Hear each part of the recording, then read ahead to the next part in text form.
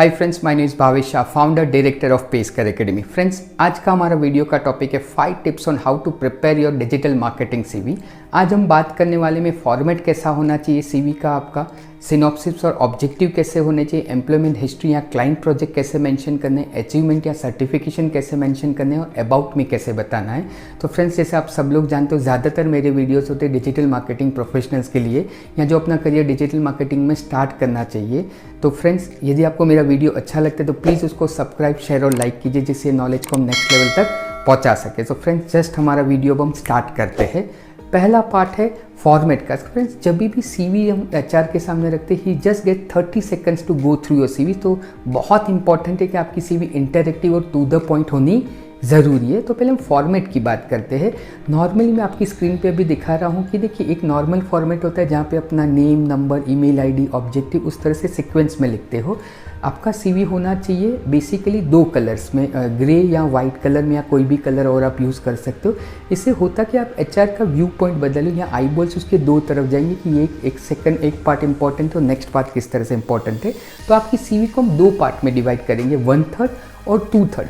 1/3 क्या होता है, जहाँ पे आपकी पर्सनल डिटेल्स वगैरह आ जाएगी, जहाँ पे सेंटेंसेस फॉर्म नहीं होते, ईमेल आईडी, फ़ोन नंबर, अपने एकेडमिक क्वालिफिकेशन क्या है, और स्किल मैट्रिक्स, मतलब कि आपका एसईओ, सोशल मीडिया या फिर गूगल एडवर्ड्स में आप अपने आप को रेट कैसे करते हो विद इन द 5 पॉइंट्स, उस तरह से 1 to 5 के बीच में, वो आप यहाँ पे मेंशन करो। और कोई सर्टिफिकेशंस आपने किए हैं वो यहाँ पे मेंशन कर दो, गूगल एडवर्ड्स से लेके फेसबुक के फर्स्ट पार्ट। और सेकंड पार्ट में हम अपना एम्प्लॉयमेंट हिस्ट्री से लेके सब डिटेल्स उसमें करेंगे, ऑब्जेक्टिव से। तो इसको हम फॉर्मेट बोलते हैं उस तरह से।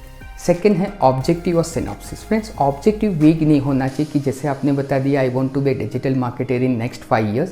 इसका कोई भी ब्लूप्रिंट या रोड मैप नहीं है आपके पास, तो ये आप एक्सप्लेन नहीं कर सकते एचआर को हाउ इट शुड बी।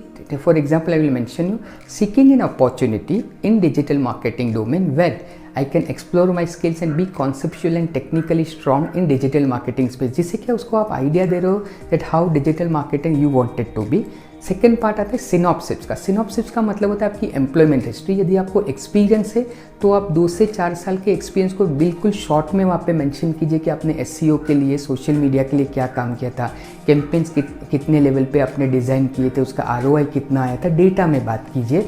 यदि आपका एक्सपीरियंस है या तो फिर कोई अचीवमेंट आपने किया है तो उसमें वहाँ पे मेंशन कीजिए। यदि आप फ्रेशर हो फ्रेंड्स, तो डेफिनेटली एक्सपीरियंस की बात नहीं है कि तो आप क्लाइंट प्रोजेक्ट्स आपने किए हैं, ट्रेनिंग ली है आपने वहाँ पे, तो उसमें मेंशन कीजिए शॉर्ट में कि आपने एसईओ में क्या किया था, सोशल मीडिया में क्लाइंट प्रोजेक्ट्स के लिए क्या किया था, किस तरह से आपने ऑब्जर्व किया था और क्या स्टडी किया था, वो आप क्लाइंट प्रोजेक्ट शॉर्ट में यहाँ पे मेंशन कर सकते हो सिनॉप्सिस में उस तरह से। इससे होता क्या है फ्रेंड्स, एचआर यदि नीचे की तरफ सीवी में जाते हैं एम्प्लॉयमेंट हिस्ट्री के, फिर उससे पहले आप इंटरेस्ट जगा रहे हो अपने बारे में कि एग्जैक्टली आपने क्या क्या चीज़ें की थी, मगर शॉर्ट में डिटेल में आप मेंशन कर सकते हो। सेकेंड पॉइंट है।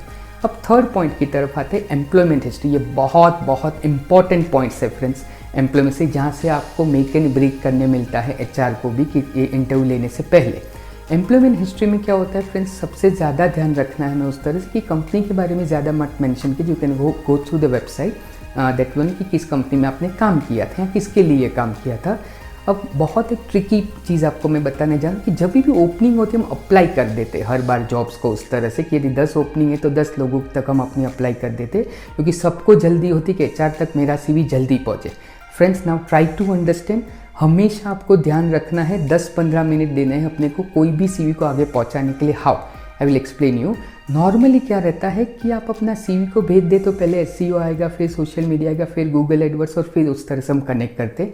आप देखिए पहले जॉब डिस्क्रिप्शन पढ़िए कि उनको क्या चाहिए, एसईओ ही चाहिए उस तरह से, तो आपकी सीवी में पहले सीक्वेंस में एसईओ आना चाहिए, उसके बाद सोशल मीडिया आना चाहिए और फिर गूगल एडवर्ड्स। कोई कंपनी को समझो सोशल मीडिया ज़्यादा चाहिए, फेसबुक, लिंक्डइन, इंस्टा पे काम करने के लिए, तो आपकी सीवी में पहले सोशल मीडिया आना चाहिए, फिर एसईओ, फिर गूगल एडवर्ड्स। वाइसा वर्सा। इससे फ़ायदा क्या होगा फ्रेंड्स कि जो मुझे चाहिए वो बंदे में पहले दिखेगा तो मैं इम्प्रेस हो जाऊँगा थोड़ा। ये बहुत ज़रूरी है, इंपॉर्टेंट पॉइंट है उस तरह से। अब कनेक्ट कैसे करना है उस तरह से आप देखोगे तो जी यदि आपने 8-10 इंटरव्यूज दे दी और अभी तक सिलेक्ट नहीं हो तो प्लीज़ उसको रिकॉग्नाइज कीजिए कि क्या इसी तरह से आपने CV भेजी थी। आप चेंज करके देखिए, जो काम आपने 8-10 इंटरव्यू में नहीं कर पाए वो आपका काम 2-3 इंटरव्यूज में भी हो सकता है। सो इस तरह से एम्प्लॉयमेंट डिटेल्स को भी आपको वहाँ पे प्रोसेस में लाना ज़रूरी है। और हेडिंग्स चाहिए उस तरह से कि पहले आपने सोशल मीडिया के तो उसमें क्या किया है वो थोड़ा डिटेल में लिखिए। कैंपेन मैनेजमेंट आपने कैसे किया था, ROI आप कैसे लाए थे, छोटे छोटे क्लाइंट्स प्रोजेक्ट भी किए तो उसकी URL उसमें मेंशन कीजिए, जिससे एग्जैक्टली क्लाइंट को पता चलेगा कि किस तरह से। इवन आपने ट्रेनिंग भी लिए वहाँ पे भी क्लाइंट प्रोजेक्ट्स किए तो वो भी उसमें मेंशन कीजिए, जिससे क्लाइंट को डिटेल में इसका आइडिया आ सकता है। और ज़्यादा उसमें रिपीटेशन मत कीजिए कि यदि 2 कंपनी के लिए काम किया तो सोशल मीडिया आपने 10 लाइन ऊपर लिखे वही 10 लाइन नीचे लिखे नहीं, नीचे आप फिर शॉर्ट में लिखे जिससे आपकी CV बड़ी ना हो जाए उस तरह से फ्रेंड्स। ओके फ्रेंड्स, फोर्थ है अचीवमेंट और सर्टिफिकेशन। सब पहले हम एक्सपीरियंस की बात करिए। यदि आप एक्सपीरियंस पर्सन हो तो आप उसमें अचीवमेंट लिख सकते हो। बेसिकली आपने कोई सर्टिफिकेशंस उसमें किए हो, गूगल एडवर्ड्स, HubSpot से लेके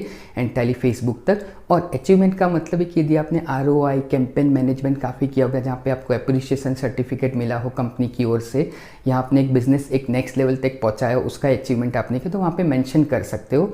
एक्सपीरियंस लोगों के लिए, यदि फ्रेशर्स है तो डेफिनेटली आपके पास ऐसा कोई अचीवमेंट नहीं होगा, तो ज़रूरी नहीं कि हमें आप प्रोफेशनली ही अचीवमेंट उसमें मेंशन कीजिए।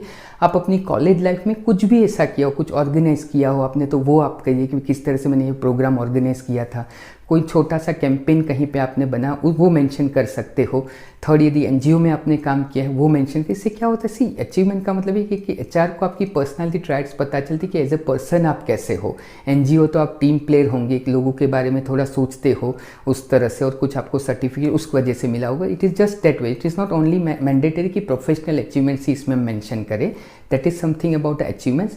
फाइनल पार्ट होता है अबाउट मी। फ्रेंड्स, ये बहुत इंपॉर्टेंट चीज़ है, कुछ मैं नया लेके आया हूँ इस बारे में। आप कभी भी अपनी CV में आपका स्ट्रेंथ, वीकनेसेस, फैमिली बैकग्राउंड या हॉबीज़ में जैसे हम लिखते हैं सिंगिंग, राइटिंग, रीडिंग, वो मत मेंशन कीजिए। अबाउट मी का मतलब है एक शॉर्ट में 2-3 लाइन में आप यही चीज़ों को अलग से मेंशन कर सकते हो। टेक एन एग्जाम्पल कि I come from the humble background और मिडिल क्लास और अपर मिडिल क्लास फैमिली, उसमें मेंशन कर सकते हो। How you have taken a hardship to achieve this. आप मैकेनिकल इंजीनियर हो, IT हो, कुछ भी हो, किस तरह से आपने अचीव किया, and how you want to lead your life as an example for your family, and how the growth you want to be in your life. इससे ये इमोशनल क्वेश्चन थे फ्रेंड, उस तरह से देखने जाए तो इससे फ़ायदा क्या होता है कि देखिए HR भी, इंटरव्यूअर भी कोई रोबोट नहीं है, they are also human being. अब ये काम कब आएगा फ्रेंड्स आपको, जब भी 5 CVs है शॉर्टलिस्ट के लिए और एक ही बंदे को सिलेक्ट करना है, तब आपका इमोशनल क्वेश्चन काम है कि एक आपने अटेंशन खींचा था HR का, that you may be the right person at that point of time. मतलब आप नहीं हो मगर आपकी CV में ये मेंशन होने की वजह से उसे थोड़ा याद है उस तरह से, तो वो आपको शॉर्टलिस्टिंग करने में बहुत ज़्यादा फ़ायदा करेगा फ्रेंड्स। सो फ्रेंड्स, आज हमने डिस्कस किया है फॉर्मेट कैसे बनाना है एंटायरली, ऑब्जेक्टिव और सिनॉप्सिस क्या होते हैं, सर्टिफिकेशंस या अचीवमेंट्स क्या रहते हैं, उससे एम्प्लॉयमेंट डिटेल्स कैसे होगी, अबाउट मी के बारे में। फ्रेंड्स, आप में से किसी को भी प्रैक्टिकल डिजिटल मार्केटिंग की ट्रेनिंग की ज़रूरत है, you can visit to our website और you can call our counsellors. We are into the market around from 12+ years with 15+ branches across India and train more than 5,000+ professionals that way। Hope आपको मेरा video अच्छा लगा और आपका knowledge भी शायद बढ़ा होगा, तो प्लीज़ उसको सब्सक्राइब और शेयर कीजिए। See you in the next week with a new video. Thank you.